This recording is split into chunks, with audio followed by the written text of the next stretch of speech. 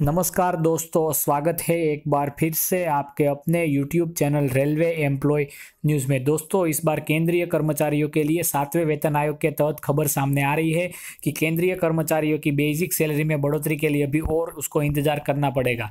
दोस्तों, आपको बता दें कि काफ़ी लंबे समय से केंद्रीय कर्मचारियों के न्यूनतम वेतन और फिटमेंट फैक्टर में बढ़ोतरी की मांग चल रही है। 7वें वेतनमान में बढ़ोतरी को लेकर केंद्रीय कर्मचारियों को भी और इंतजार करना पड़ेगा।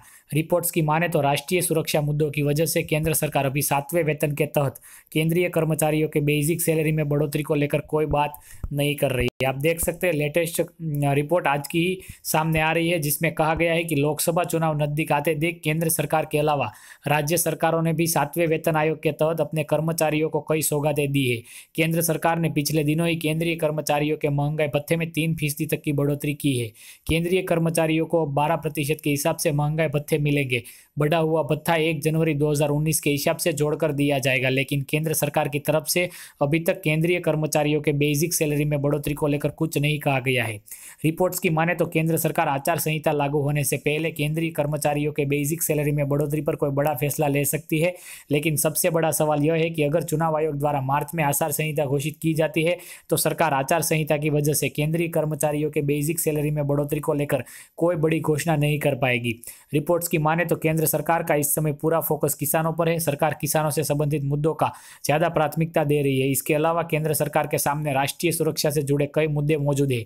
पुलवामा में आतंकी हमले के बाद जिस तरह से भारत पाकिस्तान के खिलाफ कार्रवाई कर रही है, उसे देखते हुए नहीं लगता है कि केंद्रीय सरकार केंद्रीय कर्मचारियों के बेसिक सैलरी में बढ़ोतरी को लेकर कोई बैठक करेगी। 7वें वेतन आयोग के तहत केंद्रीय कर्मचारियों को अभी 18,000 रुपये प्रति महीने बेसिक सैलरी रखी गई है, लेकिन वर्तमान में केंद्रीय कर्मचारी नाखुश है। केंद्रीय कर्मचारी अपने बेसिक सैलरी 21,000 रुपये प्रति महीने देने की बात कर रहे हैं, लेकिन केंद्र सरकार की तरफ से इस पर अभी कोई फैसला नहीं लिया गया है। तो दोस्तों, आपको बता दें कि केंद्रीय कर्मचारियों में न्यूनतम वेतन और फिटमेंट फैक्टर बढ़ोतरी को लेकर ये बड़ी न्यूज़ मिल रही है कि अभी तक जो मुद्दे चल रहे हैं इसके रिगार्डिंग अगर बात की जाए तो हाल में ऐसा कोई केंद्र सरकार बड़ा डिसीजन नहीं लेगी जो कि न्यूनतम वेतन और फिटमेंट फैक्टर के रिगार्डिंग रहेगा।